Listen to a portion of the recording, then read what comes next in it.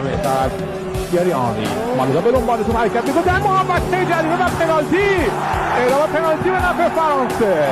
زینالدین زیدان پشت توپ قرار گرفته. آیا وداع او از دنیای فوتبال وداعی خاطر انگیز براش خواهد شد؟ زینالدین زیدان یک ضربه چیپ و توی دروازه زینالدین زیدان یه لحظه همه رو شوکه کرد. چقدر جرأت کرد اینجا چیپ زد ضربه رو. فینال جام جهانی این مسابقه ولی او هم زینالدین زیدانه.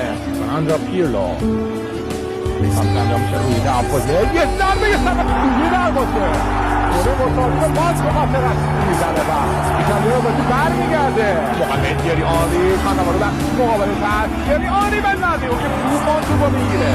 محمد بازیکن فرانسه هست و نیاز و روی دروازه ضربه زیدان.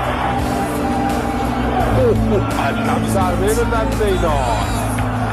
قرمز برای زینالدین زیدان.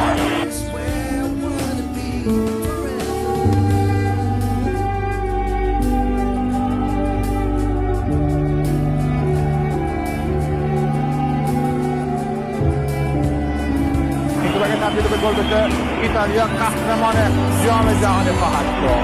یوتو حرکت میکنه ضربه رو میزنه و توی دروازه یوتو